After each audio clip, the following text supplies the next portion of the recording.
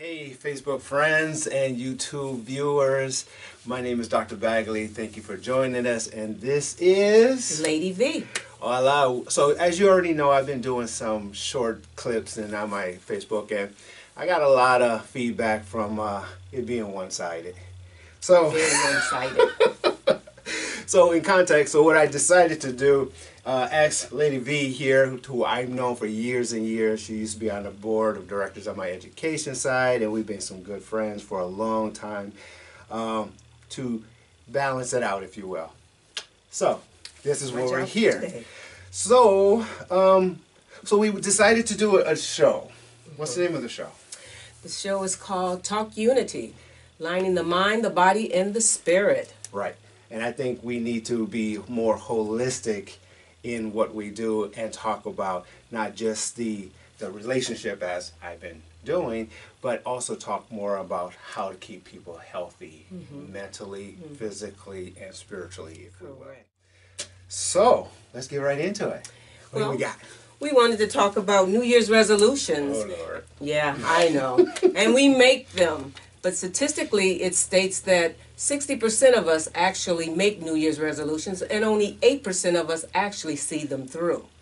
And the ones that stood out the most of what we wish to change in our lives: diet, and eating more healthy, exercising more, losing weight, saving more or spending less money, okay, learning a new skill or a hobby, quit smoking, read more, find another job, drink less alcohol, and spend more time with family and friends. Which, on the outside, it all sounds like achievable goals that people could achieve. And why don't they not?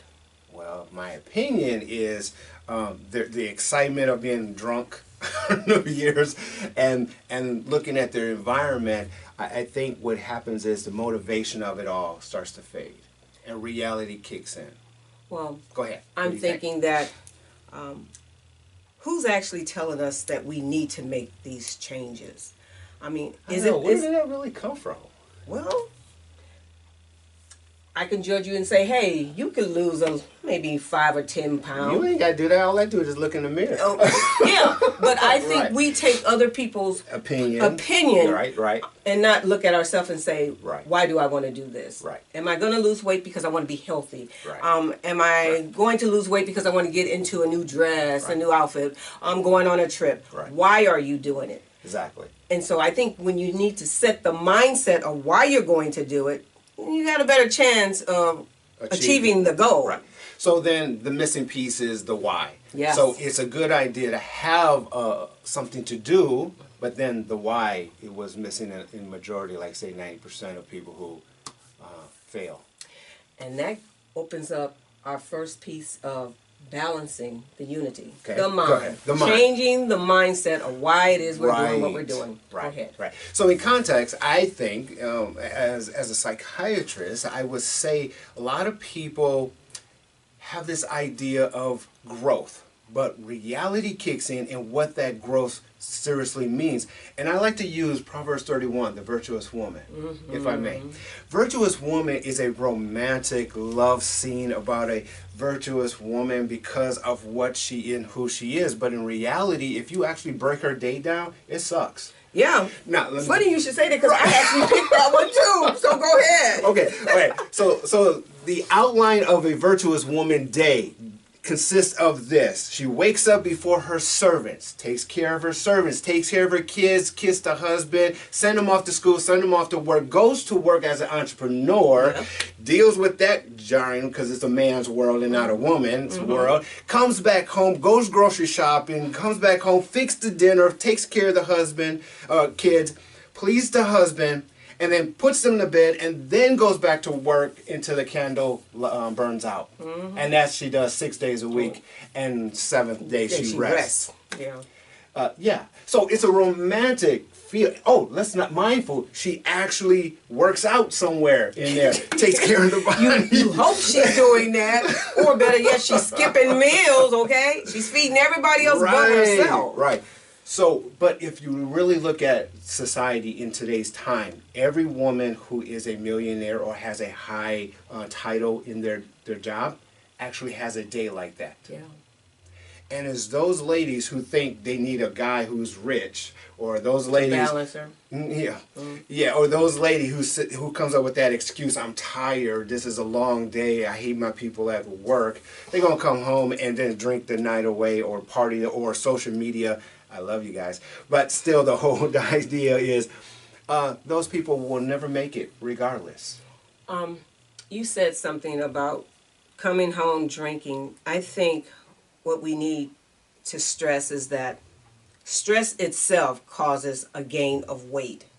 Okay. And if you don't turn around and rechannel that stress, Yes. I don't care what diet you get on, your progress is going to be slow.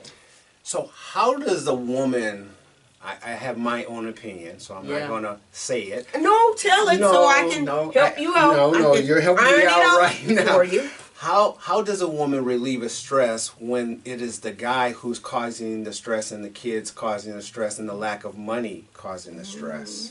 What does a woman do? Besides pray, okay, because it's going to take a lot of prayer. Okay. But it's also going to take a lot of change, prioritizing. What's Okay. is important? Personally, I remember how my mother never believed in letting her children go to bed without eating. Right. Okay? She may miss a meal, but she's going to make sure her children, her husband, they're fed. Okay? Right. I think we need to personally start pampering ourselves. We take care of everybody's needs, but we don't tend to take care of our own, okay? I'm an activities professional. I have 28 years of experience in it. Just like Dr. Bagley, I have a psychology degree. I have a fine arts degree. But the point is, if I don't take care of me, I can't take care of anybody else. I can't love anybody else until I love myself. So I need to make sure I'm spending time for me. Then I can do all those other things, even if that man is stressing me. Okay. Because I've been there, okay? But if I stop loving me, it really doesn't matter. Okay. Because everything is going to fall at the wayside. Right. The stress of the husband is going to get worse. The stress of the children is going to get worse. The stress of the job is going to get worse. If I don't take care of me, if you don't take care of you first, you can't be any good to anyone. Right. So from what I hear then is take care of yourself is get off that low self-esteem issue. Yeah.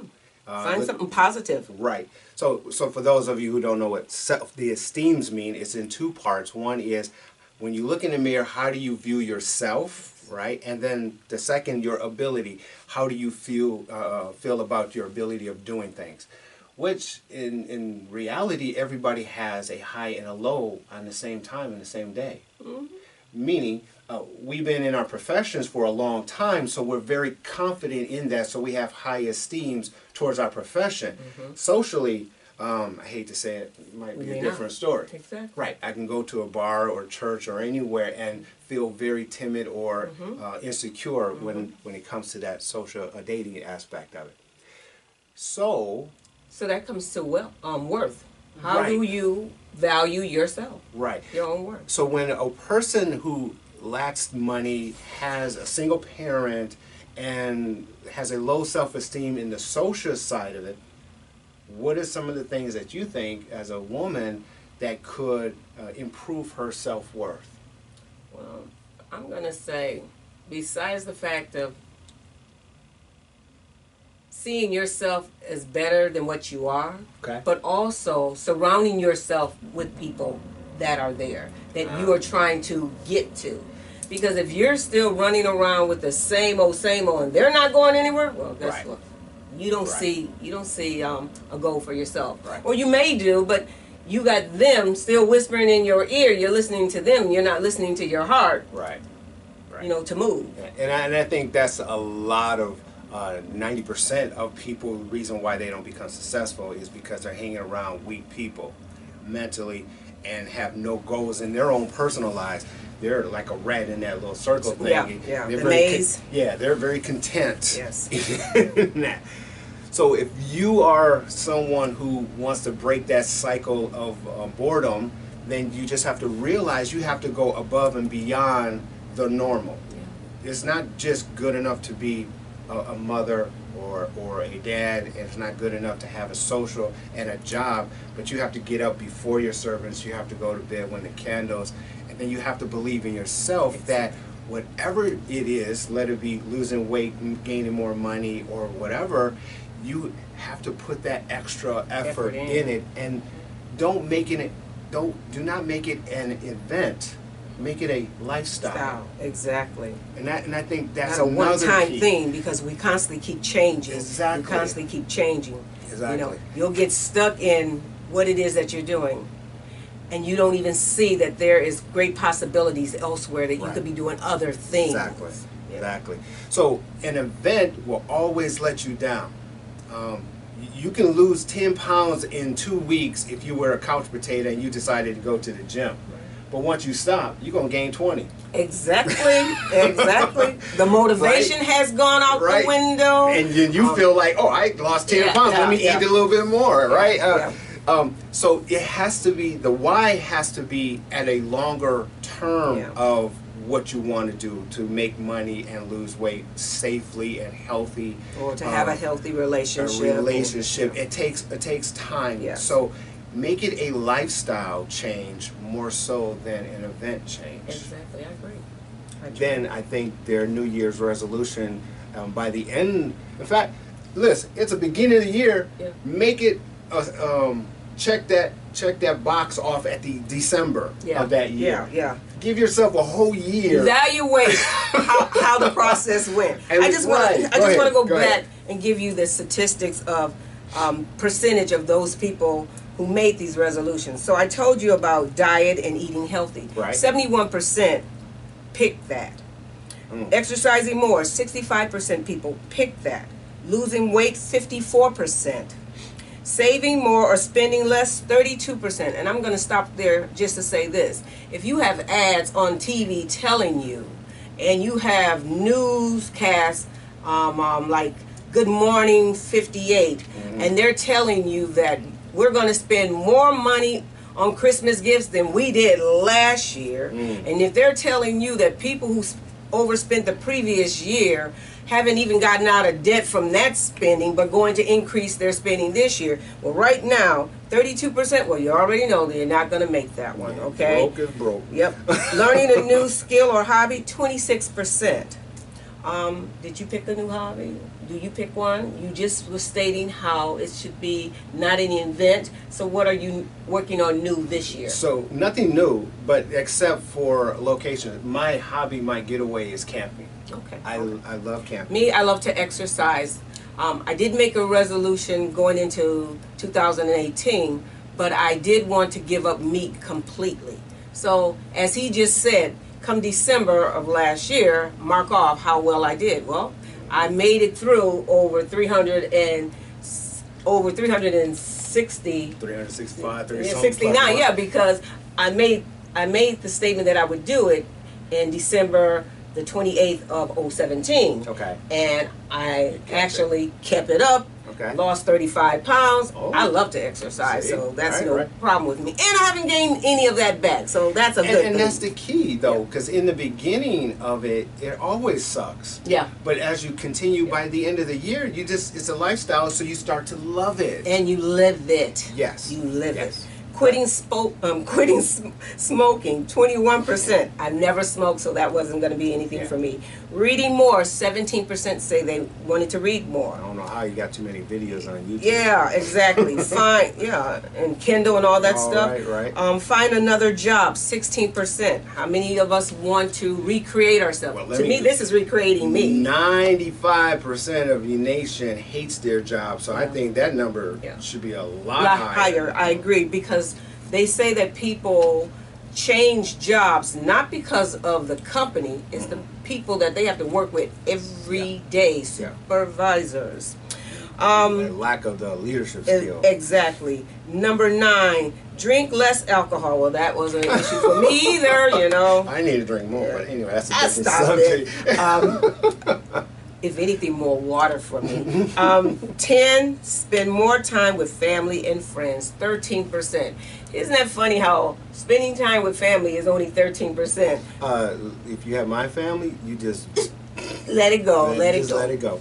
Let it go. I love them. Yeah. Some people find their friends greater than their family, you know, and it does happen, you know. It does happen. So, It does happen. all right, but yeah. So that's some good statistics. Yeah. So if you, to sum it up, I guess if you think you have a resolution or not for whatever continue on, my thought is just make it an event. I mean, don't make an event, make it a lifestyle change. That's your view. That's My view on it is evaluate it. Why you're doing the resolution? What do you want to get from it? How are you going to do to achieve it? Create these steps. If you set your mind of why I'm doing this, I want to be healthy, or I want to get into a dress, or I'm going to be in a wedding, whatever the case is, why you're going to do it. Right. Then set a plan of how to do it. Plan of action. Yeah, and make your plans little steps. Right. Because if you start out of the gate really trying to run with this, you wear yourself out. Yeah, and I didn't tell you, statistically they say by January 31st, your resolution has gone out the window already. You won't keep it. Right. So in that, how do I, that goal setting, I like that aspect, is people think goal setting is like child play. Goal setting is law. Or work. They also think it's work. Right. And they don't want another job. They want this to be fun. They don't want it to be a job. Well, guess what? Most of us who have children, I don't have any, but did you actually set a goal to have kids? Let's not talk about that one. Okay, but I'm just saying, I'm just gonna get deep. You didn't plan it. Some people did, Just say that. Yeah. and some didn't. The point is, if they planned it, I would be out of a job. I don't know what he's talking about. But what I'm saying is that you need to set goals so that you have something that you're reaching for. You're running after. So to give you an analogy, is a ship can be the best ship and you can have the best captain, but if the captain doesn't take time to navigate from point A to point B, you're going nowhere. He's not doing anything, going anywhere. Yep, you're in a circle or you're lost. So you can have the best idea of what you should do for yourself and your family and the community, and you can have the best education, the best experience, but if you don't set goals and micro goals it and then macro goal it, you're just going to be burnt out in a minute. I always say, another analogy is, how do you get from the ground to the 6th floor using a ladder? Step by step. That step is the goal that you have to set and achieve. Yeah. Okay? Cool. Good luck on your New Year's resolution. Good luck, guys. And thank you for watching us. We'll just continue on to the next one. So, all right, let's get into it.